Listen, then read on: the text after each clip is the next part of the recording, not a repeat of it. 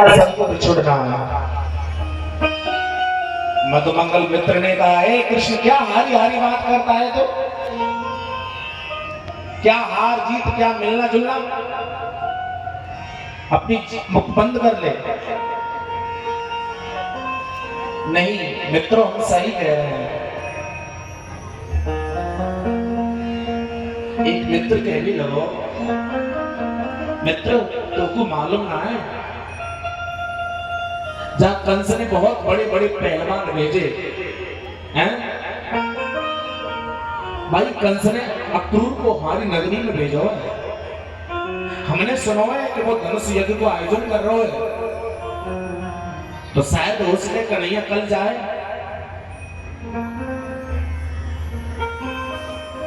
मित्रों ने कृष्ण को धैर्य बनाया, मित्र को हमको सब विदा किया है। भगवान कन्हैया अब इधर महलों में आए, सबने भोजन किया, लेकिन मां यशोदा ने भोजन नहीं किया। मैया की नींद उड़ गई, यशोदा की आंखों में कोसों दूर नींद चली गई।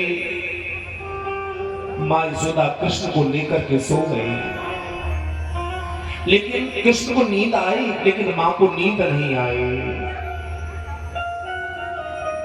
सोच रही है कि हे विधाता, कल क्या होगा? कृष्ण मेरी आंखों से दूर चला जाएगा, क्योंकि कृष्ण को मनाने वाला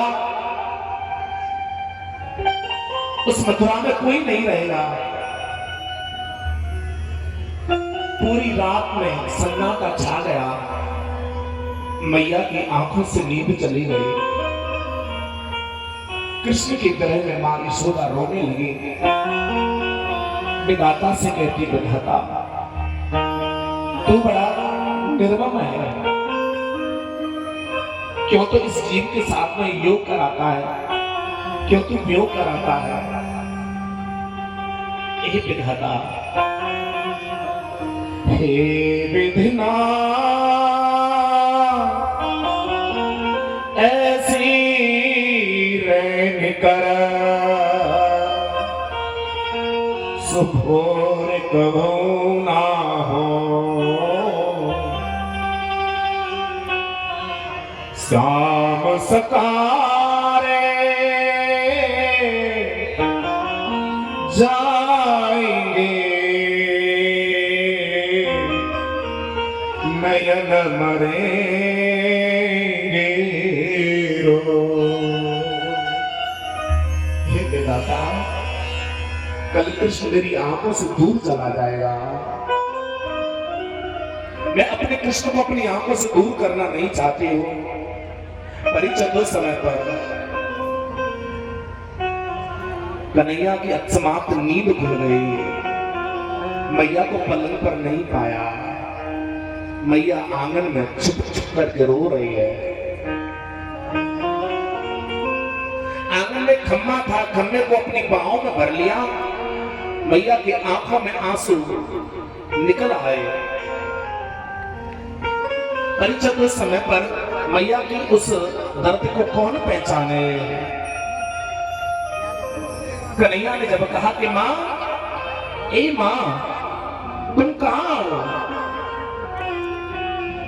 भगवान कन्हैया जैसे ही मां के पास में पहुंचे, मां की गोद में बैठ गए।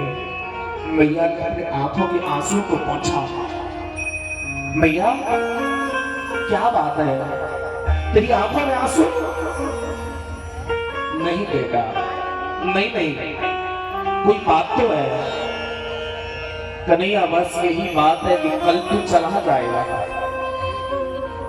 तेरी याद में मेरी आंखों के आंसू रुकते नहीं है। कन्हैया की याद में वो मैया रो रही थी। इतना निर्मल और पावन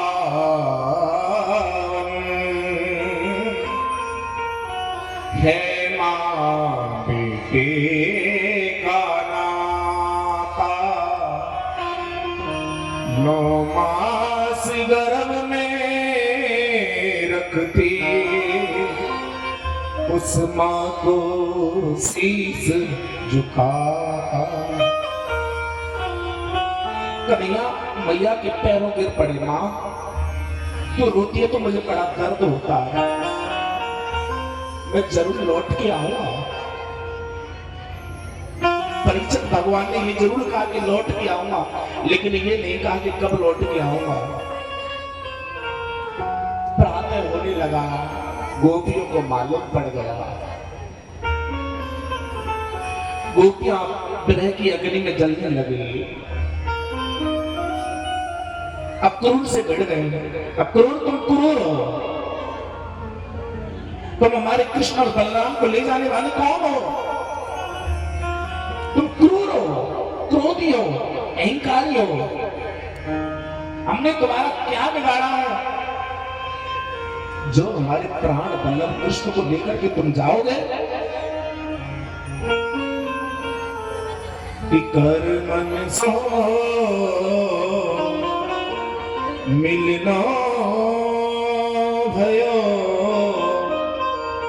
कर्म ही तो बिछड़ा,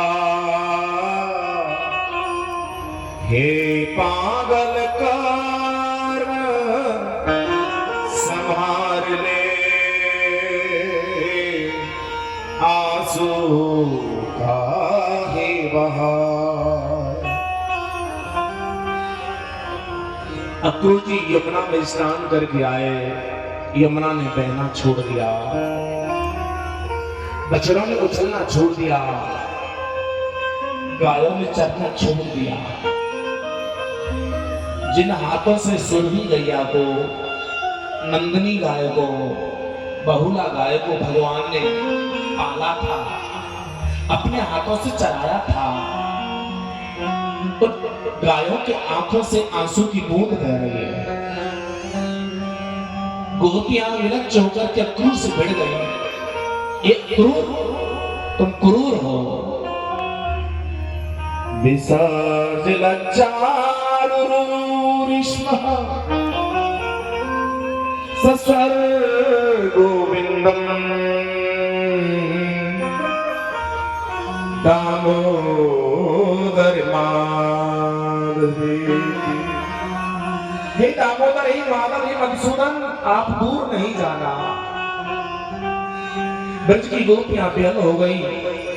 नंद बाबा ने कहा कि अक्रूर रथ को जरा तैयार कर दो।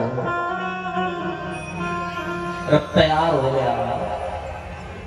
माँ यशोदा ने देखा कि कृष्ण जाने वाला है, इसको कोई रोक नहीं सकता, टोक नहीं सकता है। माँ सोचती है कृष्ण तुझे मना मना करके उस मथुरा में कौन भोजन कराएगा। अक्रूर का रथ तैयार हो गया, ग्वाल बाल तैयार हो गए, नंद बाबा तैयार हो गए। एक गोपी यानी राधा जी को मूर्छा आ गई। भगवान ने उनके कानों में चुपके से कहा कि राधा, अब मेरी नरलीला प्रारंभ होती है, अब मुझे प्रेम भूमि को छोड़ करके कर्म भूमि की तरफ जाना है। मुझे जाना है, दुष्टों का नाश करना है, धर्म की स्थापना करनी है। गोपियां विरह होकर के अक्रूर से भिड़ गई। कहती है कि अक्रूर, कृष्ण को छोड़ जाओ, लेकिन हमारे वस्त्रों को ले जाओ। गायों ने, बछड़ों ने चरना छोड़ दिया। कदम के वृक्षों पर पपैया कलरव करते थे, उन्होंने चेकना छोड़ दिया। गोपियों की आंखों में आंसू बह रहे हैं पनारों की तरह। रथ जब आगे बढ़ने लगा तो गोपियां कहती है, ओ कृष्ण, ए ब्रजमंडल, तेरे वियोग में ये ब्रजमंडल सूना लगता है, तेरी बांसुरी की तरह हमारा वृंदावन सूना लगेगा। न जाओ हाँ